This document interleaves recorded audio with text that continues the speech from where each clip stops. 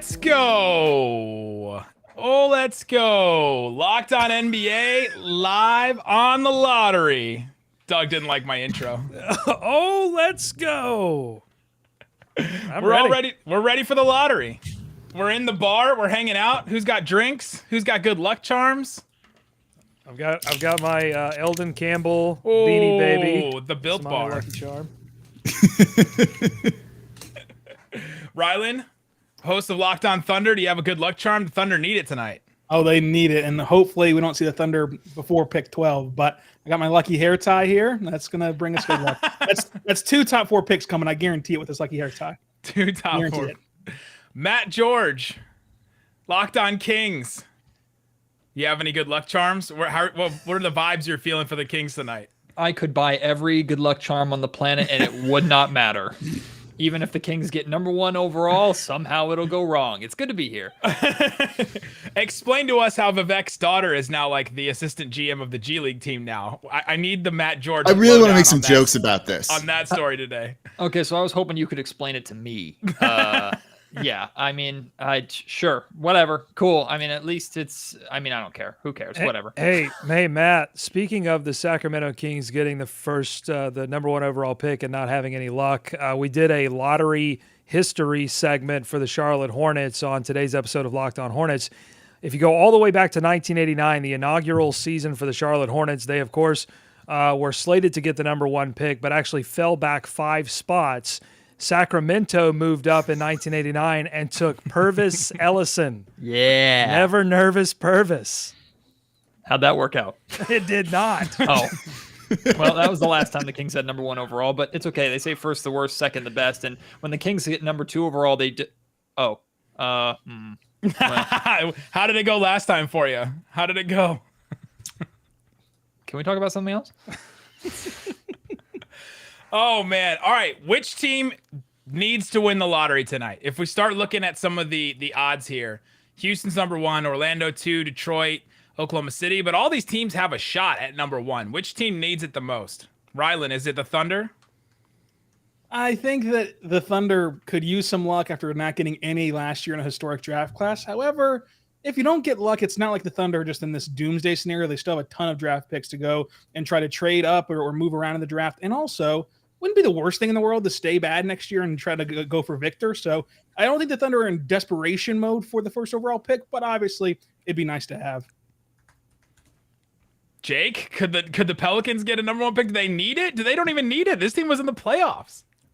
They're in a good spot, right? Like they're in a good spot where they can actually think about the future and just go best player available and guy with the highest ceiling and like don't need to get someone to necessarily contribute right away, which weird spot to kind of be in.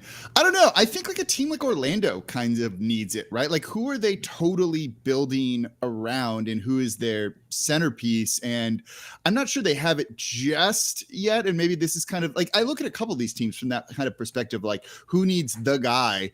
I think Thunder are kind of safely out of that right now to a certain degree because Giddey was so good last year. But if he wasn't that good, I'd really be looking at them. So I don't know, maybe Houston, maybe Orlando like really needs this other than like the Kings who just need any sort of help and luck because the King slander has started already here.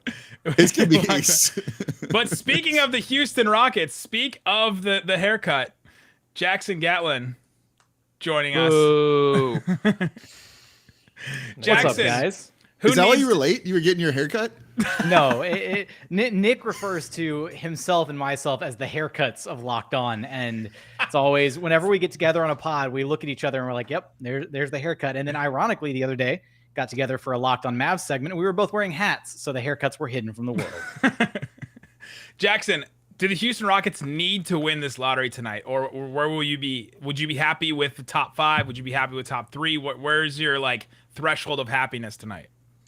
I think anything top 3 would be really substantial for the Houston Rockets because probably for the Rockets big board, those the 3 big man prospects, any one of them would be a great fit in Houston from Chet to Jabari to Paolo.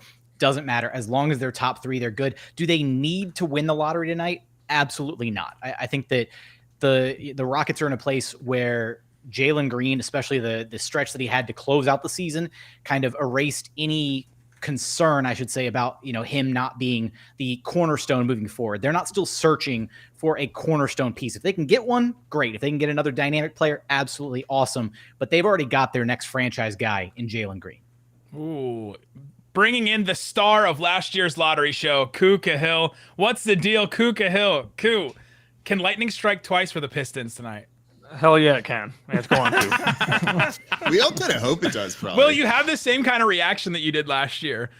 Probably not, but we'll try. We'll try. Koo was just running around like crazy. His girlfriend was running in, like congratulating him as if he had won like a big award. We did.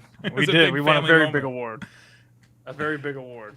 Who's the best player to play next to that very big award in Cade Cunningham at the top of this draft? Man, there's a lot of good options. I can't kid you, but I like Paolo. So if they can get one, if they can land in the top 3 and wherever Paolo ends up going, if they can get him, I'll be happy. But I'll be happy with anybody, either Chet, Paolo, or Jabari. Also bringing in Ed Oliver, Locked On Wizards. Ed, who's the best player to play next to Bradley Beal? Let's say the Wizards jump into that top 4. Jaden Ivey. He would be perfect. We need a point guard really badly. Ooh, lots of nods. Anybody disagree? Feeling that combo, the point guard and the old guard veteran shooting guard now, Bradley Beal? I disagree in the sense that it's the Kings' job to only draft point guards when De'Aaron Fox is on the roster. So if you could please kindly leave him alone, thank you. Yeah, and this would make 3 years in a row, right? 3 for 3, baby. Let's keep going. Ed, how high would you draft Jaden Ivey if you're the Wizards? Oh, I think he's the best player in the draft, in my opinion. Oh, we already have. We don't want to get Chet because we already have a 7-foot skinny guy in Porzingis. But I mean, it would be an interesting duo just to see 2 twin towers out there. Rylan, did you hear that? There's only supposed to be one 7-foot skinny guy on every team. So the Thunder. Yeah, don't tell Sam Presti that. Poku, Chet, that's the way of the future for the NBA, obviously. Poku's not a 7-foot skinny guy though, so that's the exception. But that's what makes the top of this draft really interesting, because I think the top 4 guys are pretty set in stone, but the order of those players is what's in flux at this point. I could see Ivy jumping up there, Jabari, somebody falling in love with Banchero. I mean, I would love Jaden Ivey next to LaMelo Ball. I think that would be a match made in heaven if the Hornets weren't in a position to take one of the big men, Holmgren or Jabari. Is this a 3-player draft? Is that what everybody feels like? Is Jaden? I think it's a 4. I think it's a 4-player draft. Yeah, for sure. Honestly, obviously, Ed thinks that this is definitely more than a 3-player draft. He thinks it's a 1-player draft. Jaden Ivey. Well, Doug brings up a really good point too, because a lot of the discussion that I've been having on Locked On Kings is, from what I've heard, the expectation is that the Kings are going to heavily be shopping this draft pick. It's a lot easier to move a 7 pick than it is to move number 1 overall, although that's a great problem that the Kings would love to have. But I wonder if this is like the Zion draft, is it easier to move a number 1 overall pick when you know who's getting taken? There's a consensus number 1 overall. Or is it easier to move that pick when there's a draft like this where you could make an argument for 4 guys could be taken number 1 overall? I almost think it's that, because you could take advantage of a team like, Detroit or the Houston Rockets. If they're in love with one guy and you can kind of loiter him over the heads and say, hey, you got to trade up to get this guy or we're going to take him ahead of you. I just wonder if that makes it easier to move a draft pick. Well, do any of these teams feel like they're already like in love with a guy, or any of you guys besides Ed with Jaden Ivey, his Jaden Ivey love over there? Is anybody like enamored with the prospect right now that you're saying, if my team doesn't get this player, I'll be super disappointed? I think that, if the Thunder miss out on a top 3 selection, then taking Shaedon Sharpe would just make my draft cycle complete. I really like Shaedon Sharpe. He reminds me of like Scotty Barnes and Pat Williams the past 2 years, right? Like the guy that's like kind of at that consensus, like top tier of guys that's going to absolutely like crush it in workouts in the combine and all of that, and then be basically like the next guy selected or potentially go for if maybe a team isn't in love with Jaden Ivey, something along those lines. Like I could see him getting taken 4th overall over one of those top 4 guys that we're talking about, because he's going to end up killing it like that. And those picks of Pat Williams and better yet, Scotty Barnes all really worked out for those teams, I think. This is a great draft opportunity for the Charlotte Hornets, because it's not even about needing help at the big position for this upcoming season. It's the fact that they are so terribly thin at that position that they could use all the help they could get. And there are so many bigs at the top of the draft, but also in that sort of soft middle of the lottery into the late lottery. And they have 2 picks, One, we don't know what that pick is going to be yet. We'll find out here in a minute. But then they also own the 15th pick. Thank you, New Orleans, for making the playoffs. And they could possibly utilize those picks to move up if say, for example, there was a situation, Sacramento, so the Kings, they may want to trade back. That could be prime position to take a guy like Jalen Duren. So a lot of options for the Hornets. Don't worry, Doug. Christian Wood is on the way to help out. He'll help shore up the front. He's coming back. He's already been to Charlotte. Yeah.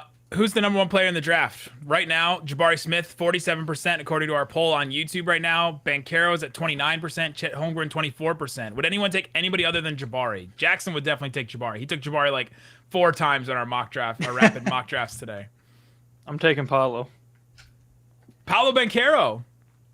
Why Yeah, Paolo over Jabari? I feel like Paolo has more potential with the ball in his hands. I would honestly. That's a solid reason. That's all you need, I guess.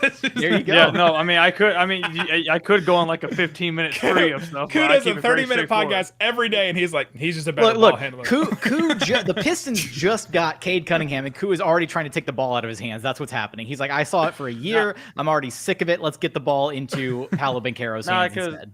Because Jabari would help out definitely with like spacing the floor for the Pistons, but I think more so the Pistons need someone to help take some pressure off of Cade because Cade's asked to do almost everything, and I really do not want the Pistons to go in the route of.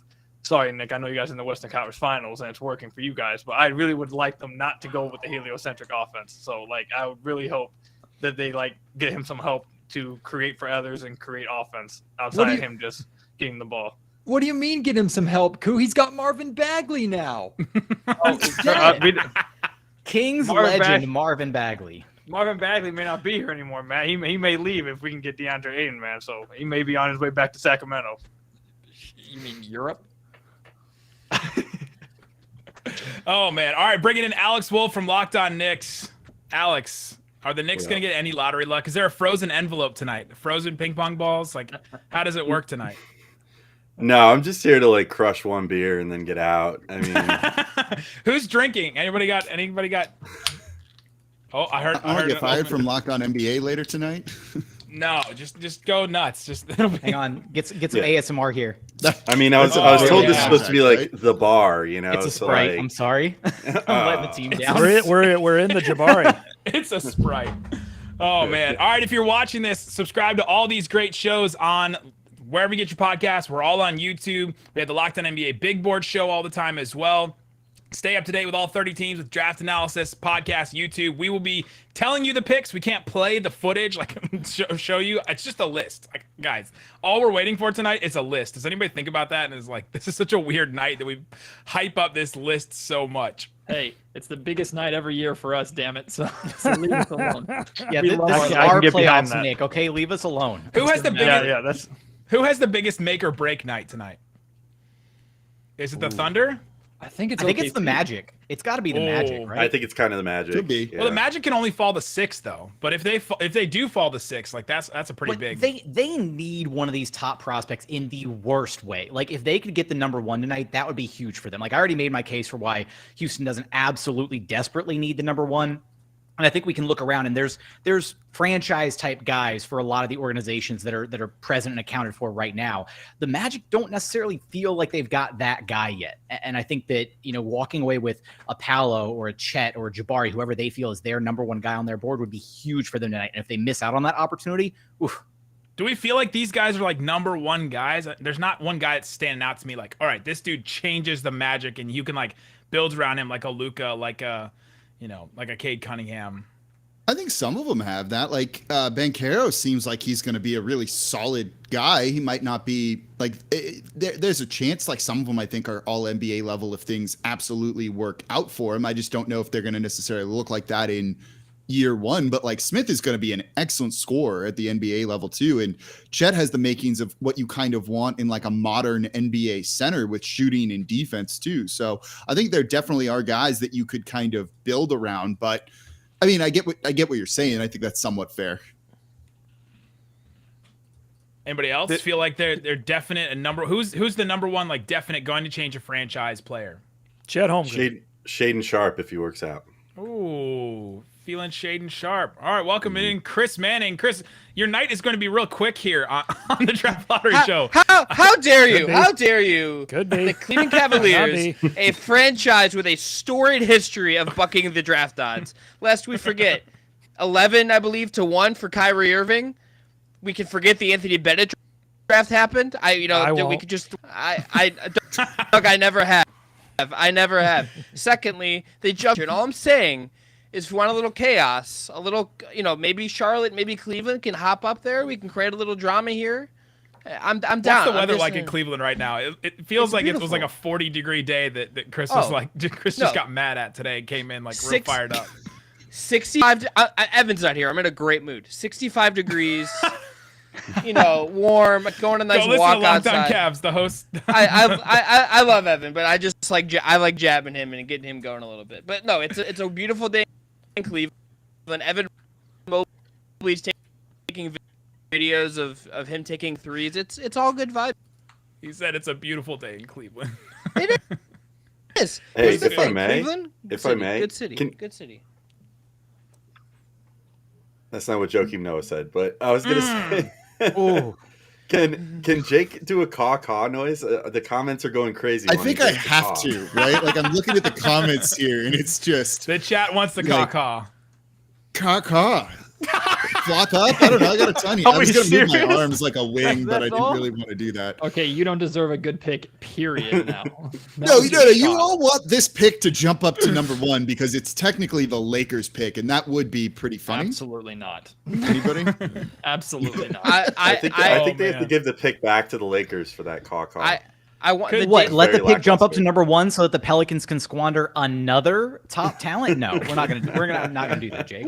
ESPN has this desk of Malika Andrews, Woj, Kendrick Perkins, and Jay Billis. Like, could they have picked a weirder desk of like 4 individuals? I would like they're not holding the candle to the Locked On Network. I'm just putting that out there. I will say I would like to know like what Jay Billis and Kendrick Perkins talk about on commercials. Like, are they comparing? Are they like power ranking like their favorite Young Jeezy bars? Like, what's going on? I'm really interested in the small talk there. Oh man, is anybody scared off by what the process just did to the Sixers? Does anybody look at the Sixers and go like, all right, this is tanking thing, staying at the bottom of the draft, Jackson, any of these other teams like Koo? Does anybody look at some of these teams and go, like, we don't want to do that. We want to get out of here as soon as possible. I don't think any of us would want to be in the lottery over and over and over. I think we all would rather be in the conference finals like you, Nick. So I feel like that's kind of a. Oh well, Matt's kind of built himself a home in the lottery. He has like his own section at the lottery every year. It's like he has pictures of his family up and everything over there. It's a nice little setup he got. We got to bring Rylan in real quick to answer this question. Rylan, are you scared off by what the process just did to the Sixers at all? Absolutely not. Listen, the alternative for Oklahoma City is to worsen your draft odds, which worsens your chance to get a top overall pick, because they're never going to sign a free agent. Their best free agent signing is either Raymond Felton or Patrick Patterson, and we saw how that worked out. The only way you're going to get talent in Oklahoma City is through the draft. So why would I put myself at a disadvantage to get talent in the draft? And let's not act like the Sixers didn't succeed at their goal. They just messed up with the draft process. They could have had Tatum. They could have had a better pick than Jabari or whoever it was that they drafted. They got, at the end of the day, Joel Embiid and Ben Simmons. Sam That's Hickey a really was best. successful. If you put that combo in a small market, that's very successful. That's a very good core that you can build around for a really smart GM in Sam Presti. Don't take Joe Okafor as the lesson of the process. Like, just don't waste your pick on a guy that's not going to help you. Like, ultimately, like they wasted a pick on Joel Okafor. They bungled the Tatum Fultz thing, and like the Fultz thing remains the weirdest thing that has ever happened. I still don't understand like why he couldn't shoot. Like that's all weird, but it's like I just don't take Joel Okafor. And like if you just get a competent player in that spot, like this is a much different situation. You're in a better position now to win with Joel Embiid when he's like a top in the league. Like that's just. Maybe Don Hinkie level is bad at drafting. So I'm going to go ahead and say Chris is wrong. You want Jahlil Okafor on your squad if you're in this scenario because the last 3 years, the team he's on has won the number 1 overall pick. The Pistons won the number 1 overall pick last year. And because they he lost was a on lot the of roster. games because Evan Mobley was a better rookie than Cade Cunningham. So, like, where did they get you? Well, you know, Let's take some questions in the chat. Chat on YouTube, anywhere you guys are, Facebook, Twitter. Start putting your questions in the chat. We'll start answering them. You can direct them to a certain host. You can just direct them in general. I got a question for you guys. Ooh. Does anybody here have a good luck charm? No? Okay, I'll tell you guys my good luck charm. Hold on. Let me go ahead and... Doug's got his. So, like, you guys all know what this is, correct? Blues Clues, baby. All right, so, my you know, God. we got the Blues Clues notebook. Hold on, you don't even have kids. Where'd you get that? My mom got for me for my birthday because I was a big He's Blues like Clues 12. fan growing up. So Hey, wait, she got it for me we're gonna this start past year. checking. We're gonna start checking some IDs in this Yeah, I was bar. gonna say that if this is the bar and we're Everybody pulling show out me Blues your Clues IDs. notebooks. So look. This is the good luck. We got the crayon and everything. This is not just some regular crayon. This is Steve's crayon. Okay, this is Steve's Steve crayon. touched that. And if you flip the notebook open, you'll see that I've written into it. I want to bully you. No, So- now you just gave it away though. So is it a good luck charm if you just? It's like telling you what your wish is on your Oh birthday. yeah, no, we're talking crazy over here all night. It's we already know what's happening over here. So this is anybody what's just have- happening over here. Does anyone just have no hope in their lottery odds? Ed, you're feeling good about the Wizards' lottery odds? We've picked 9 like 2 out of the last 3 years. So Well, you can't pick 9. Like you literally just can't. It's like not possible tonight. So yeah, I wouldn't be surprised if somehow we got 9. I'm watching the broadcast right now, and I don't. I'm not a scouty. I'm not a scout. I'm not a draft expert. I just want to say that Chet Holmgren looks like the letter J. That's all I want to say. Chet Holmgren looks like the letter J. I also like that they have Mike Schmitz interviewing him, and they're all like these huge dudes. Oh, David Robinson has entered the The chat. Admiral He's just this in the tiny guy. building, in the same suit. Did they like coordinate? Did he and Chet coordinate? Is David Robinson He's still stuck gonna- in like the mid '90s with the 5-button suit right there. They went to the big and tall section together. Oh man. So, We got a question in the chat. Who's the team most likely to trade a top pick? So would any one of your teams get a pick and trade it? Matt George putting his hand up. 100%. The Knicks. Everybody's trading picks. Cavs would. I only say the Hornets Maybe. because they are on the verge. I mean, they desperately need veteran help. They desperately need some players with playoff experience, and they obviously need an experienced defensive center. And so if that player became available, I think the Hornets would utilize every opportunity to acquire that player. Matt, why were you so gung-ho about the Kings trading this pick? The Sacramento Kings are right now in the business of acquiring as much win now talent as possible. Essentially, they have 2 years to convince Domantas Sabonis to stick around, and they're not going to do that if they're barely at best scraping in via the play. And so it's just, in my mind, it's easier. Plus, I've heard conversations around the Kings that they're heavily going to be shopping the pick anyway. But in my mind, it's significantly easier. From Vivek's daughter? She told you? Sure. In my mind, Front office? it's easier for the Kings to find those immediate impact players who are already proven NBA commodities, even if their ceilings are lower than a top pick, than it is to bring in a rookie who deserves a year or 2 or sometimes 3 to really get comfortable with the game at the NBA level. So I think the Sacramento Kings, no matter where they end up, they're going to be shopping this pick. Anyone else shopping? Important question in the chat. Someone asked what this hat is. This is a Charlotte Knights, which is the minor league baseball team, but it was a special edition Hornets version of the Charlotte Knights hat. Just want to make sure we're answering all of the important questions in the chat. This question asks if would everybody be salty if we steal a top 3 pick? I don't know which team you're representing here, but I mean, he has Reggie which Miller team- as his He's picture. got Miller. Just there, everybody you know? say yes. Which team do you not want to see get a top 3 pick? Anybody like, "Oh, if the Thunder get 2 top 3 picks, 2 top 4 picks, I'll just be incensed. Like, is anybody feeling that about these teams? The Cavs. If the Cavs somehow jump up, I'll be irate. Rylan, my guy.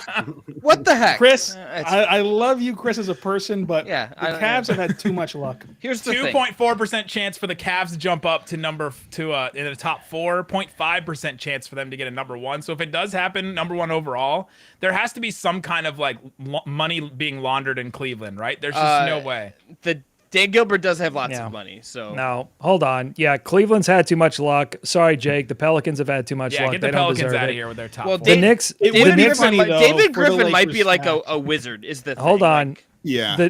The Knicks don't deserve to be happy. I'm sorry. That- Sorry to that- say. They don't deserve to be happy. that is Where true. did this That come is from? true. The That kids. is Sorry, true. it's not about you, Alex. I like you as a person. I'm just saying the Knicks don't deserve to be happy. Hold on. Does anybody in here not like somebody why? else as a person? I just like Doug right now. The Kings make me hate myself. Oh, See, man. I feel pity I for actually Kings want- fans. I would be okay with the Well, Kings doing. I mean, they took Bagley. I mean, I think that should rule you out of leaping up any. I want- any they moved- Yeah, they lost all sympathy with the Bagley pick. I want Mike They Brown to moved get up another 2 one years pick. in a row. They moved up when they got De'Aaron Fox, and they moved up again when they got Marvin Bagley, and they blew it. So like, Wait, I don't think the Kings deserve at all to get a top pick. I hope they do, but do they deserve it? Absolutely not. You I didn't want make Mike this Brown to get a comment, number but one I'll pick just for let what, it. half a season before he gets fired? Come on.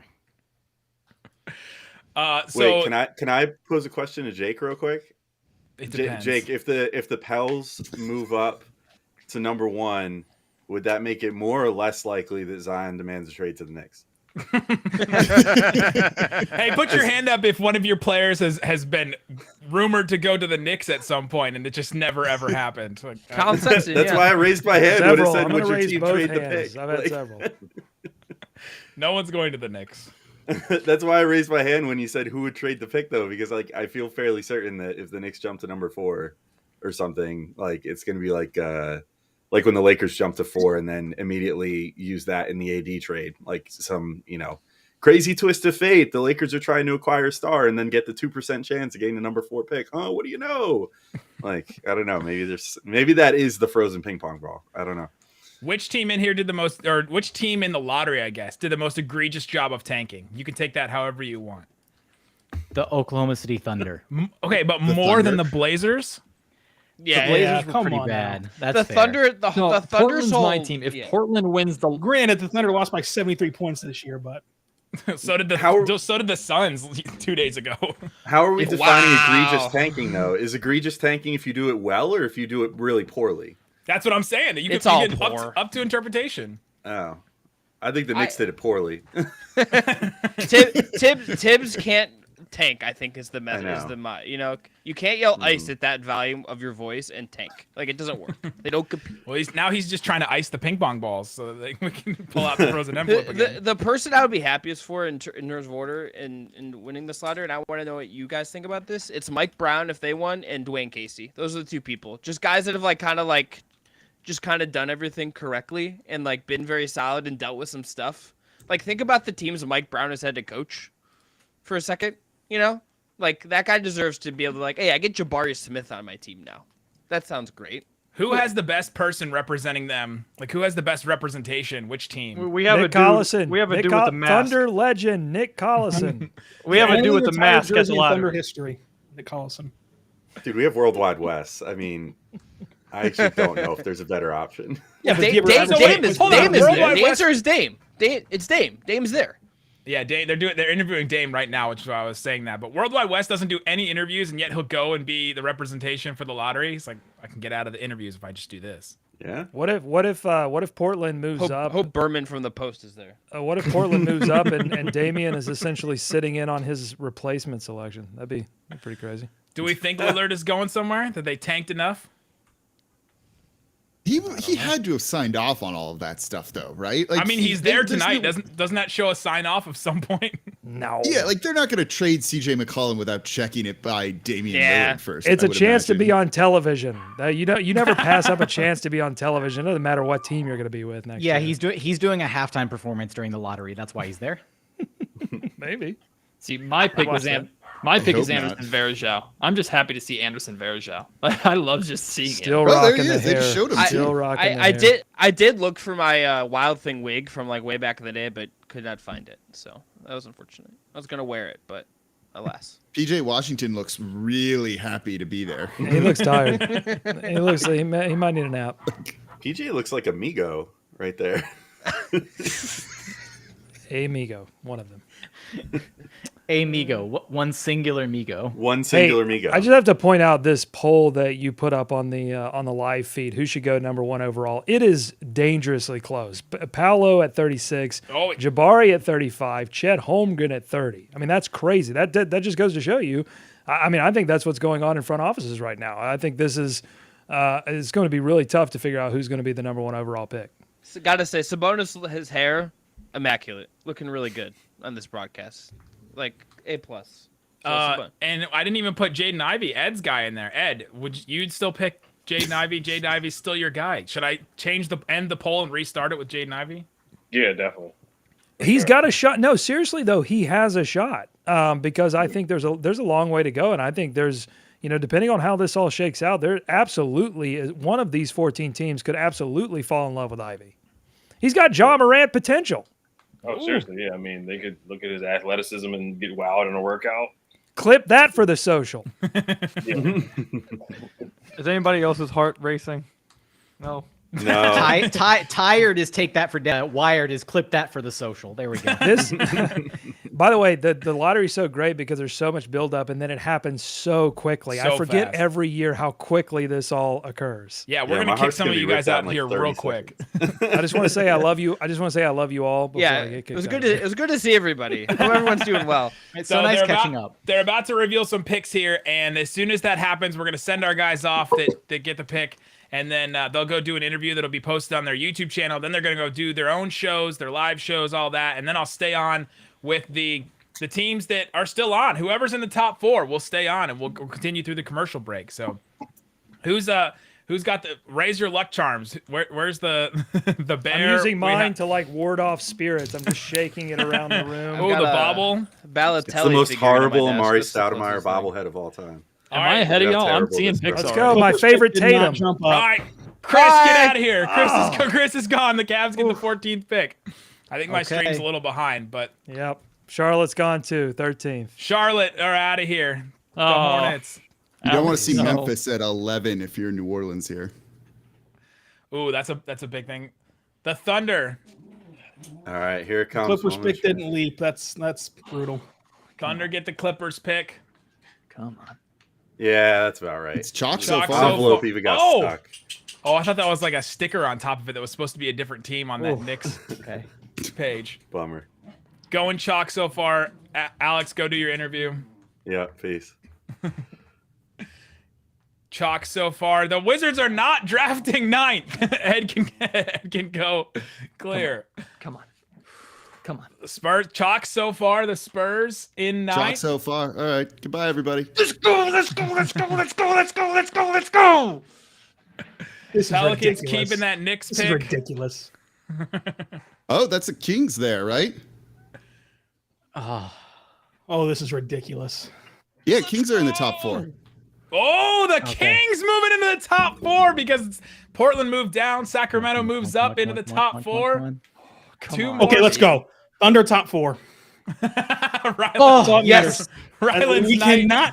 cannot Okay. take bad luck 2 years in a row. Yes. Yes. Pacers going chalk here a little. Oh boy. Matt George's life may change tonight. Oh God, He just- we're gonna blow it again. We're gonna And screw then it the up again. Pistons get the number 5 pick.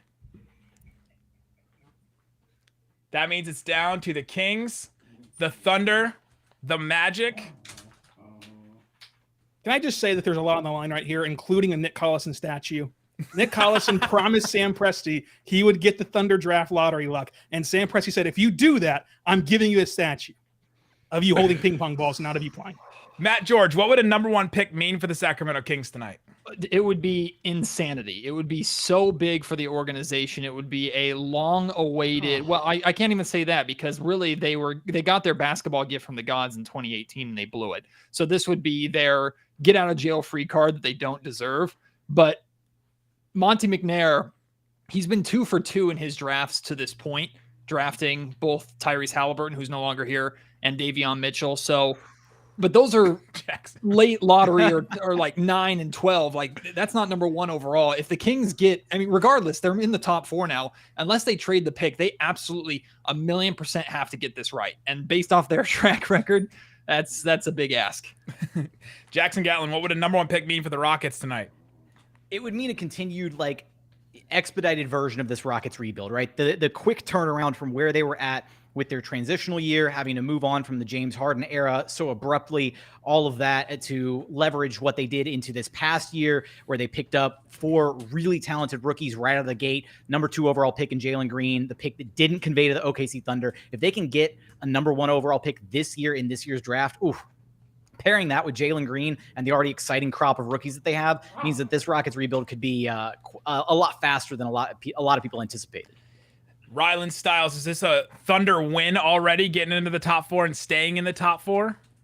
Yeah, because you think about it, and Sam Presti today in his press conference has already laid the groundwork for saying our board's not the consensus board right now, and we never hope it will be. So that kind of leads you to believe they like either Ivy a lot more than people do. They like either Shaedon Sharpe a lot more than people do. So even if you're at 4, you've guaranteed yourself one of Shaedon Sharpe or Jaden Ivey.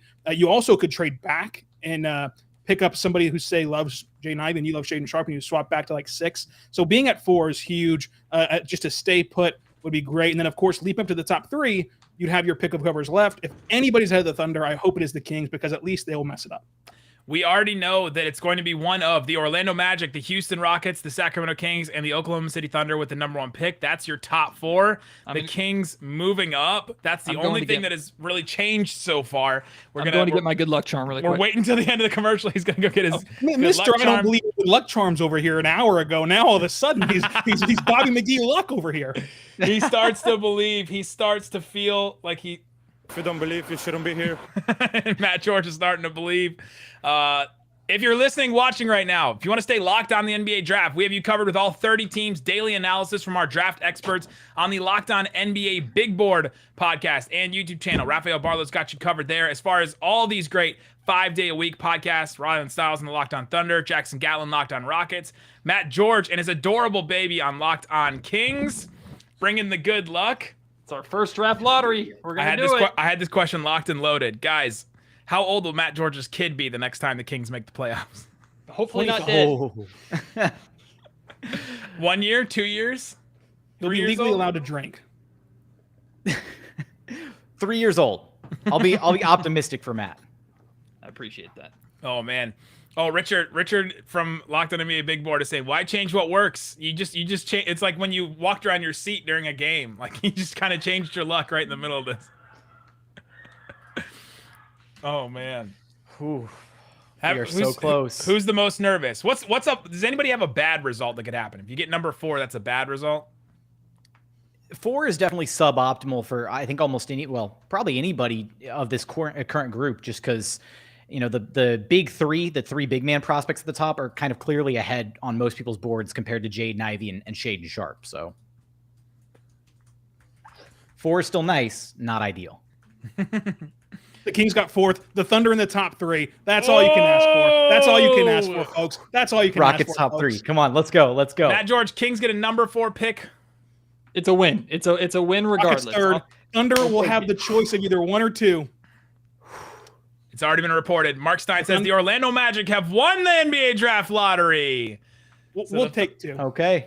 The Thunder get number 2. All right, pick number 3. Who are we feeling for the Orlando Magic? Where do we think that they go with this pick? I think the Magic go safe and try to go traditional route and not switch it up to where they're going to go like Paolo Banchero here or Jabari Smith Jr., which leaves Sam Presti wide open to play Poku and Chet together. Pretty fun. Is the world ready for Poku and Chet playing together? Not at all. Oh, look at Jamal Mosley, all happy. Glad Jamal Mosley needs some joy in his life after having to coach the Magic for this time. Guys, appreciate it. Rylan, so if the pick comes down to, let's say Orlando takes Jabari, number 1. They were like, hey, we need the score. We need the scoring. We got a pretty good defense, but we need some scoring. What's the pick for the Oklahoma City Thunder? I struggle to say that Sam's going to pass up on Chet Holmgren. I mean, this is what he's been. This is the kind of prototype he's been dreaming about since 3 drafts ago, when he tried to trade up and get Poku in the teens, and I think it'll be Chet Holmgren for him, but like I said, today he said that his board is nowhere near consensus, and it never really is. So maybe it's Shaden Sharp at 2, and we're just going to be having a rerun of last year's draft live stream where I was just stunned about Josh Giddey. So we'll see, though. I think it's going to be – I think that this is the best you can hope for. Not being number 1 takes pressure off of you. Now you're deciding between 2 or 3 guys. And you just got to trust Sam Presti, one of the best GMs in the sport, the MVP according to LeBron. We may have an Auburn reunion with Jabari Smith and Chuma Okeke coming back together. They didn't play together, but No, that was like 5 years ago, but close enough. But I guess it is a reunion. So shout out to Locked On Auburn. Jackson Gatlin, you feel like tonight is an absolute win for the Rockets? Yeah, anything top 3 would have been a win for the Houston Rockets. I said it in one of our mock drafts, right? Number 3 still isn't quite as good as number 1. You don't get your clear-cut choice of the 3 big man prospects at the top of the draft, but you do get one of them. And any one of those 3 bigs, be it Paolo Banchero, Chet Holmgren, or Jabari Smith, would fit in almost seamlessly with what the Houston Rockets are trying to do. I do think that's the direction they're going to go. If they had fallen to 4 or even 5th, I think there was a higher chance that they might have maybe even entertained the idea of trading down in the draft and trying to recoup some value that way, just because I don't know how excited they would have been at the idea of bringing in a Jaden Ivey or a Shaden Sharp to an already guard-laden Houston Rockets squad. So top 3 is where it's at. I'm excited. Matt George, if the 3 top guys are off the board, Jabari, you got Chet off the board. You have Paolo off the board. What's the play? Is it Jaden Ivey? They go point guard again 3 years in a row?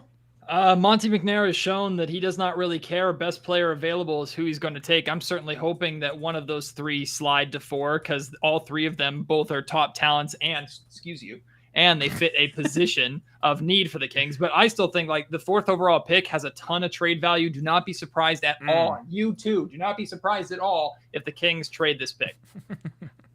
There you go. All right, let's bring in a couple of our Locked On NBA big board guys to talk about this draft. Richard Stamen, a.k.a. Mavs Draft. The Orlando Magic getting the number 1 pick. He's Mavs Draft on Twitter, but he's not so secretly a Magic fan. What's this mean for the Orlando Magic? Dude, it's a franchise changer. They've been trying to hunt this the entire last 10 years. The closest they got was number 2 with Victor Oladipo in 2013. And now they got the number 1 pick. Whether or not, it's the strongest number 1 field like last year's was, up for debate. But now they're in position to really set themselves up, separate themselves from the rest of the rebuilding East. You look at Detroit, rest of the rebuilding teams as a whole, Houston, Oklahoma City. They have a great chance with the young core already in place with the number 1 pick. Leaf Tulane joining us from Locked On NBA Big Board. Who's the big winner of the lottery so far? I guess so far it's done, but... I mean, the Magic have to be the main winner. I felt like they were the team with the most to lose, and they got the number 1 pick, but that's cheating, taking number 1.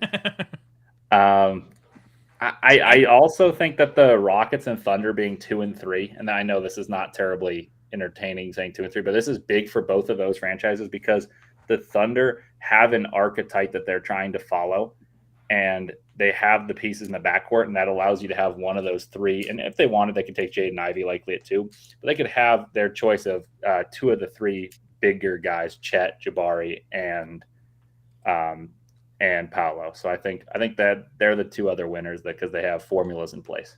Did any player change like the direction of where they're supposed to be? Nobody? No, Richard saying I no? don't think so. Sorry, I didn't know that was open-ended. I Open really for don't anybody. think actually a lot changed. The consensus board right now is Chet, Jabari, and Paolo, and I really don't know if it changed. I don't think Paolo. I think he was the least of the 3 for Oklahoma City, so I have them taking Jabari Smith, and then Orlando. I mean, they're the team that invented the infatuation with the long boys, in Milwaukee, and it's going to carry over in Orlando. They love length, and they're going to take Chet Holmgren at 1, I think. Matt, are the Kings still going to be shopping the 4th overall pick? And I mean, what can they get for that? Absolutely, they're going to be shopping the 4th overall pick. I have no idea what's the peak value that they could get for it. I would not be surprised if you see the Kings connected to the Atlanta Hawks and John Collins at all. Someone put, which I personally wouldn't do this, but someone in the chat put Jeremy Grant. I think you could get a whole lot more than Jeremy Grant with 4 overall, in my opinion.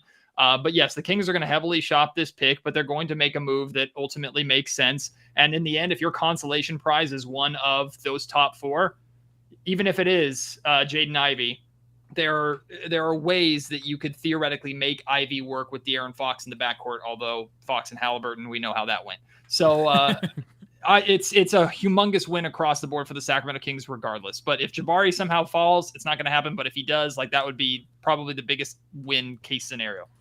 Just draft and then coop the value, like raise the value of a player, and then just flip them for like a former All-Star, right? Like that seems to be the Kings' new strategy here. Well, and that's strange too, because that normally, like, that, first off, the fact that the Kings were able to get Domantas Sabonis for Tyrese Halliburton is more of a feather in the cap of Tyrese, and just shows how valuable he is, and how good he is. And I think Indiana's in great shape.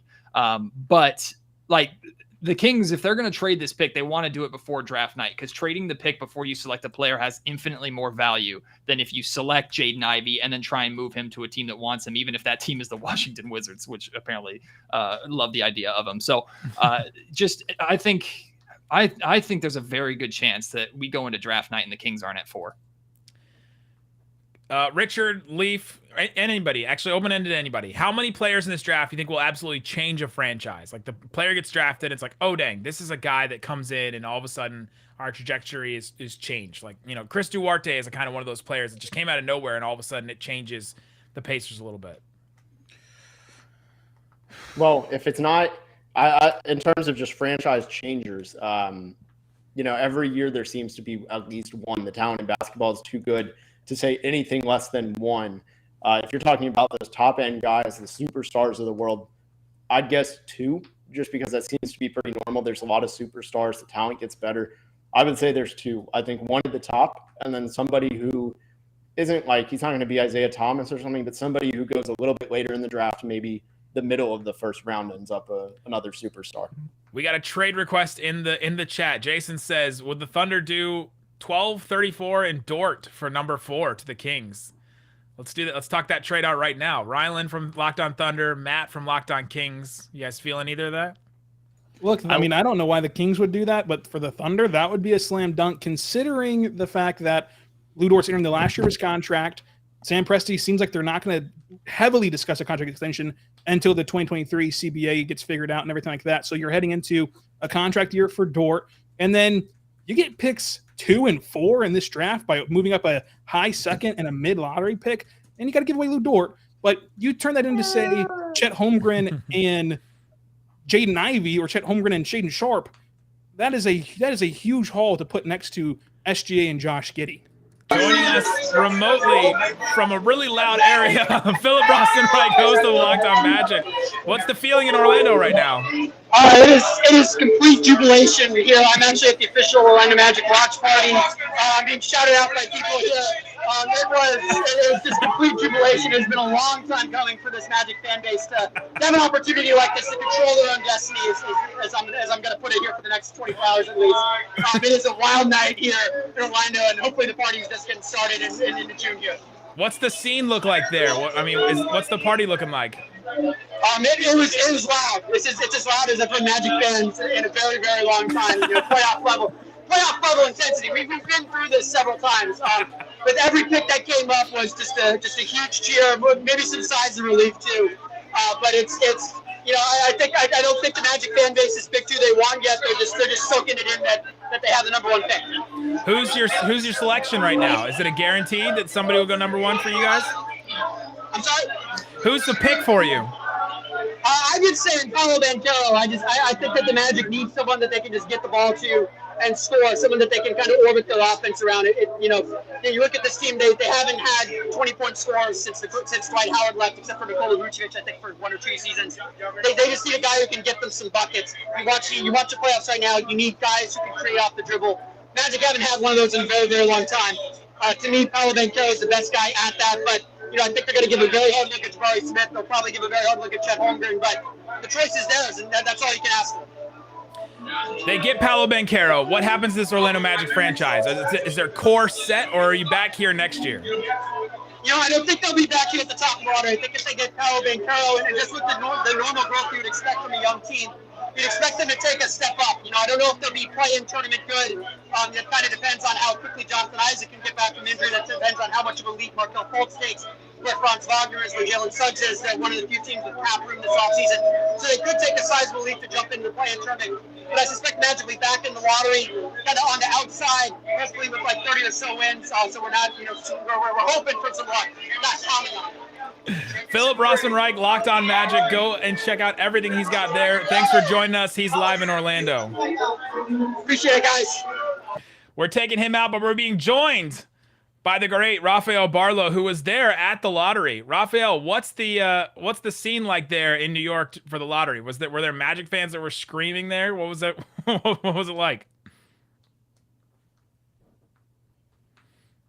We lost Rafael. Richard, if the Magic get Paolo Banchero, what's that young core is pretty nice all of a sudden, right? You got Cole Anthony, Jalen Suggs, Franz Wagner, like Wendell Carter Jr. Like that's a pretty nice little young core. Yeah, it's one of the things where I've been preaching the Magic have the most young core players in the league of any rebuilding team. On my count, they have 8 if you count Jonathan Isaac in there. It's hard to put him in there because of all the injuries, but even then 7 for a team in year 2, entering full year 2 of the rebuild is a little bit it's overwhelming, and I think it gets you kind of right on track. I think Phil said it best, like where maybe they're not at the top of the lottery, maybe they're at the bottom of it, where they're like the Cavs are like, hey, maybe we could be the team that makes history and gets into the top 4, but one way or another things are really looking positive, and the timeline has been accelerated from this lottery tonight.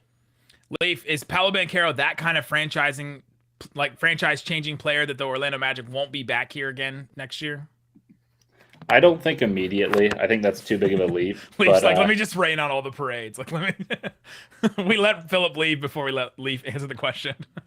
I don't think they'll have the number 1 pick, but I don't think they're leaving the discussion from 5 through 10. Personally, I think the NBA's taken a leap the last few years, and the Magic have young pieces that are still developing. It's not like they're getting this player and they've got a ton of talent already there, such as the Pelicans a few years ago, where they could make that jump and conceivably be in the bubble and the play-in. I don't think they're quite in that conversation yet. All right. Anybody else? Any surprises tonight? I guess the Kings moving up, but does that change a ton about what you felt about the way that this draft was going to go? If you're going to do a quick mock draft. I mean, I think the Thunder even moving up was actually a pretty big game changer. I think something people are underestimating is they talked about it at the beginning of the ESPN broadcast, but Sam Presti has 17, Rylan, you probably know this number off the top of your head. You probably have this number framed or something, but how many first round picks they have going forward in future drafts, they were going to probably trade up this year. They had to kind of push in some of those chips. Now they really don't need to unless they move up to number 1. So they now can reallocate those assets, those future draft picks, into trading for a more proven player if they so wish. I think, however, they're going to probably tank for next year, but they don't have to spend any assets to have jumped up tonight. I think that was a really underrated development. Rafael, you're there yes, at the draft lottery. What's the scene there? Were there Orlando Magic fans passing out in just absolute joy? No, I'm actually in the area where you have to have a credential to get in here. So there's absolutely nobody exclusive. Here. The VIP club. So and so this it was just pretty much a lot of the personnel that were watching the G League game. But in the hotel before, I saw all the decision makers. Everybody had on their suits. So I guess I'll find out later on today or later on tonight. We got our NBA big board crew in right now. Rylan from Locked On Thunder, Matt George, Locked On Kings, Jackson, Locked On Rockets. Appreciate you guys jumping in with us. We're going to transition now to Locked On NBA Big Board, guys. We're going to talk the draft. We're going to talk everything. But go subscribe to their shows, guys. Well, good work. Welcome. Good job for the luck. The baby it was a hard road to get here. I put in a lot of time, a lot of hours. It feels good to finally be rewarded for this.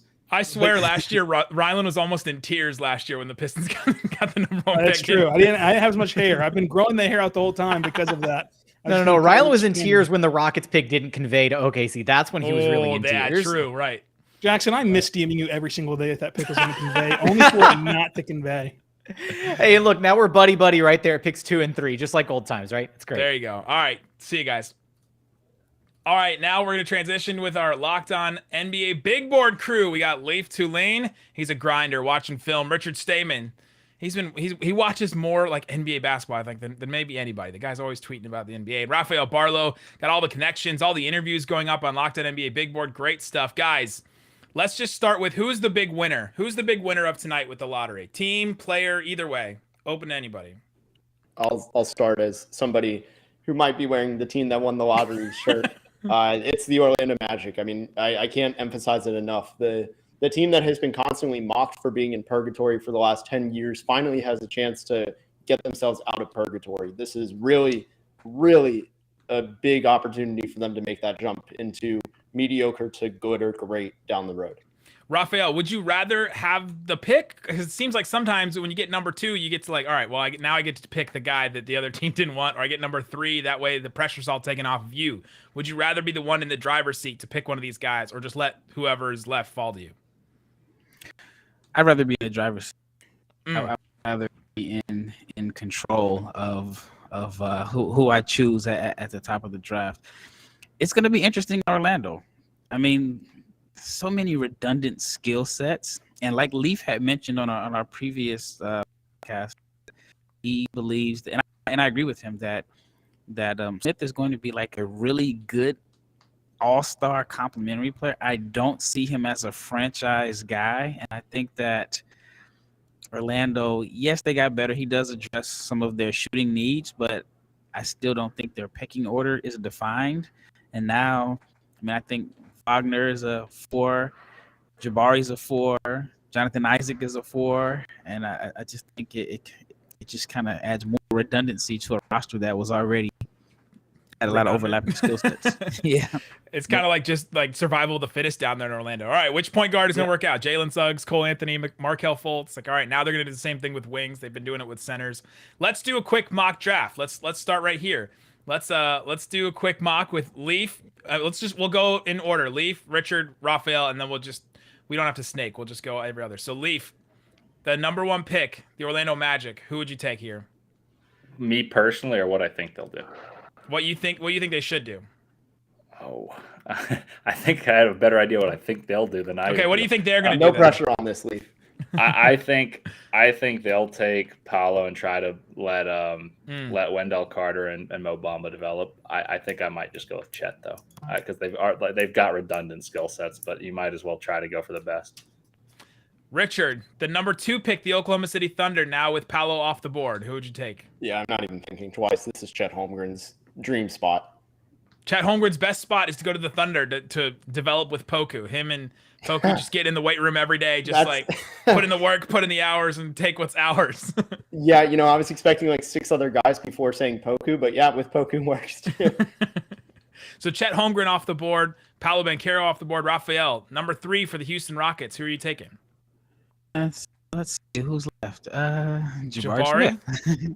Yeah, I mean, I saw a Rockets fan had a Twitter page called "Sorry for Jabari," and it looks like they got the guy that probably is the best fit for them, because I think they already have their cornerstone in Jalen Green. So I think Jabari would be the best fit.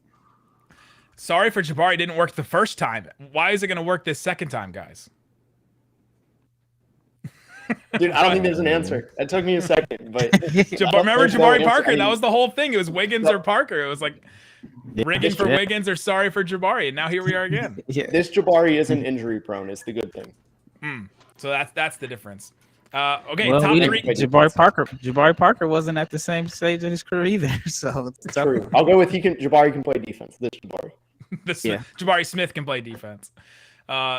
Leaf, with the number 4 pick, the Sacramento Kings move all the way up. The top 3 guys that everybody knows are off the board. Who would you take here? I'd take Jaden Ivey. I think you go with the best available. I don't think that, speaking of redundant skill sets, him and Fox are both blurs, but I think you go best available. I'd be curious if they took Shaden Sharp, though, but I'd go Ivy. Jaden Ivey taken off the board. Another guard, like another point. Is this guy is another point guard off the board for the Kings? Like, we're okay with them taking a 4th guy, even though they traded one of them? Yeah, could not be my franchise. Yeah, I mean, I think that, like me and Leaf talked about, that I think Ivy's best as a point, but I don't know if he is a point, and he would like if he goes to like a bad team where they can try him out as a point, I think that's the best fit for him. But the Kings are just they're in another weird situation here. They may gamble with Shaden Sharp. I mean, they've been kind of playing it safe in past drafts, so they may gamble with Shaden Sharp at number 4. What's the case for Shaden Sharp going to the Kings here? Well, I mean, he provides wing scoring. I mean, I watched this pro day yesterday. I mean, he is a well-built teenager. I mean, he's strong. He's athletic. I mean, it looked like he was jumping off a trampoline. There were some concerns about his pro day. It didn't look like they had a lot of energy, and he did a lot of mid-post shots. But I mean, he is very intriguing. And I mean, it's a gamble in a sense because I mean, he has as many rebounds, points, steals, blocks as all us dream combined this year in college basketball. So it's definitely risky. I don't know what they're gonna do, but I'm going with Ivy. All right, we were on Richard for our mock draft here. The Pistons with the 5th pick. The top 3 guys are off the board. Ivy's off the board. Who are you taking with the Pistons? I'm actually going to take the guy I thought that was going to go number 4, and that's Jalen Duren out of Memphis. I don't think it's any secret that Detroit wants a big man. You're not scared off of so this is a big thing we can get into a little bit here. The centers left in the NBA playoffs right now. The Mavericks barely have any. Like Dwight Powell plays 5 minutes. Not their center. Do not list him as He starts at center. The Warriors have Looney and Draymond, and Wiseman is like nowhere to be found. He's not gonna play. Bam Adebayo for the Heat. What is he, like 6'9"? Rob Williams and Horford for the Celtics. Like, we're not scared off about these big guys. Well, I would offer the fact that like his defense his upside is ridiculous. Like he can guard multiple positions, and when you're able to guard multiple positions, a lot of the other things you can hide that a lot better. I just think with the mobility, he doesn't need the jump shot to be that great. And the alternative for Detroit right now is Isaiah Stewart. Like I think it's a no-brainer for me. You're taking Jalen Duren long-term over Isaiah Stewart. I mean, you're getting a massive upgrade at the big man position just in this pick alone. Jalen Duren off the board. So, okay, Raphael with the number 6 pick, the Pacers. Now with the top 3 guys, Ivy and Jalen Duren off the board. Still got your guy Shaden Sharp. Still got some options here. Yeah, you gotta go with Shaden Sharp here. It's I'm sure the Pacers probably would have loved to see Jaden Ivey fall. They were so close. I mean, he is somewhat of a local guy, but I mean, I would go with Shaden Sharp here. Leaf, the Portland Trailblazers, another team that's not really here very often. Who are we going with for the Blazers? I'm going with AJ Griffin. I think AJ Griffin provides what the Blazers need. That's a shooter. He fits the Gary Trent Jr. mold of shoots the ball. You know who's going to have the ball for the Blazers. That's Damian Lillard. You have your big guy in Yusuf Nurkic. He spaces the floor. I think that Keegan Murray would have been a popular pick here, but he's more like a surefire, like you know what he's going to be right away. But I think AJ Griffin's got a higher ceiling than Keegan Murray. And I think the other option would have been Benedict Mathurin, but I think you go for the pure shooting AJ Griffin, who's got upside. The only risk with him is injury history. Richard, next pick, the Pelicans. AJ Griffin off the board, Ivy off the board, Duren, Shaden Sharp off the board. Where do the Pelicans go? Man, I thought for sure Keegan was going last pick, so I was preparing to take AJ Griffin. Man, you can't go wrong here. I think Keegan's kind of an awkward fit there, so I'm going to go with I'm going to just assume they go completely what happens next year, and that's Benedict Mathurin out of Arizona. I have him number 5. You look at 3-and-D, can be more than just a 3-and-D guy. Has a lot of room to grow as a playmaker, and I think it's realistic. He's an ideal wing, and it fits what's happening in New Orleans. The Wizards, Raphael, the next pick. Ed Oliver in our live stream was like, the Wizards always get the 9th pick. Well, this year they got 10. Who are they taking with 10? I would go with Johnny Davis. I mean, I think that he is an insurance policy just in case Bradley Beal decides to leave the nation. And I mean, they're in for a rebuild, but look at a point guard here. But I would go with Johnny Davis. Interesting pick. A couple more here. We're just gonna do the lottery here. So the Knicks, Leaf, with the 11th pick. Who should the Knicks start looking at? Oh man, I didn't want this one. This is the one I was kind of dreading. What do the Knicks need? Like, what do we feel like the Knicks needs, or they just need to go best Yeah, overall? I think I would go with Blake Wesley from Notre Dame. I think this is a high potential pick. I'm not sure it fits the MO of the Knicks front office, but I think he's high potential. He's got electric speed, gets to the rim. He's big. He's strong. It reminds me of the Josh Primo pick from a year ago, where you get a guy, you store him, and then he can become your franchise player. And he could if he were to come back. Not that he's going to go back to Notre Dame, but the point would be if he were, he'd be a top 5 pick the following year. I'm going Blake Wesley. I was dreading this pick though, so I'm not like 100% sold because I don't think it fits what the Knicks would do, but I think that's the best pick they could make in my opinion. Anyone disagree or would have gone a different way? Blake Wesley, I'm not sure he's up in the top like 10, 15 on some draft. Not yet. I personally would have gone with Branham. Yeah, I mean, I actually have Wesley mocked to the Knicks, and maybe it's a little recency bias since I spent some time with him. Great kid, but I mean, just watching him live last week, I'm high on his upside. I think he could be a cross between Tyrese Maxey and Shai Gilgeous-Alexander.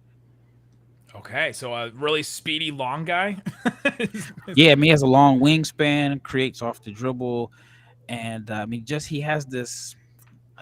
I mean, I kind of know Tyrese a little bit, but they're similar in a sense. Like there's this competitive drive that I think is similar, and I think with his work ethic, he's definitely going to be someone that probably outplays his draft position. Richard, the Oklahoma City Thunder, their second pick. You picked their first one. How did that work out? That we just had you got their next one. I thought it was a dream. Yeah, I don't know what kind of conspiracy this was to get me there, but I've been on Locked On Thunder about 39 times, so that's I think I'm the most experienced one for this. That being said, I have no idea what to do here, so I'm gonna do what Sam Presti probably will do, and I'm gonna say he's gonna take Jeremy Sohan from Baylor. So they take Chet Holmgren with their first pick in this draft, number 2, and they're taking Jeremy Sohan. What are they getting with that combo? A lot of defense. A lot of defense. They're already making that identity. I mean, something a lot of people don't know is just how good the Thunder were at defense this year, despite being a high-level lottery team, or that way, like a bad team. They were actually pretty good on defense. And Nick, I know you saw it a lot. I mean, the Mavs were victims of some of that defense at times. True. Their defensive identity, they're really building upon that in this draft. 2 more picks. Raphael, the Hornets. They need some bigs. They need some depth at big for sure. But where are you feeling them going with the 13th pick? Yeah, I think Mark Williams is the best fit there. But it's kind of crazy because the Hornets want to be a playoff team next year, and Mark Williams probably helps them get to the playoffs. But can he play during the playoffs, as we've talked about before? But I mean, I think he's a perfect vertical lob threat for LaMelo Ball. He provides rim protection, doesn't miss around the rim, and so he gives the Hornets this athletic, running mate for LaMelo Ball. Last pick, Leaf Tulane. The Cleveland Cavaliers get the 14th pick. No lottery luck. No bow tie. no bow tie guy today. Who are the Cavs taking with 14th pick? They really wanted 14-1. They lost their David Griffin luck. I think the best player available is Dyson Daniels. They don't really need a playmaker. Their injuries last year said that they probably did need one. As soon as Rubio went out, it was like in the playoffs, like nobody else. That was the question. I wondered if Rubio re-signs. If Rubio re-signs, then that they don't play Dyson Daniels. I'm going to assume, for the sake of assumption, that it won't change, and then I'm going with the best fit, and I'm going to Ochai Agbaji. Ooh, what are they getting in that? He's a great shooter, a good athlete. He's won at the highest level. He just won the championship and was the best player on that team, both in the big games and throughout the season. He's older, but he developed late. He was a walk-on, forced into playing, impressed people, and steadily developed. I think he's the Chris Duarte of this draft. Richard, you sent that in our private chat here. You really wanted them to pick Ochai. Why are you submitting him? Get that team some more shooters, please. I love Isaac Okoro and all the other guys that can't shoot, but they can't shoot. Like, they need shooters badly. Get that team shooters, and Ochai's the best shooter probably outside of Jabari Smith in the lottery.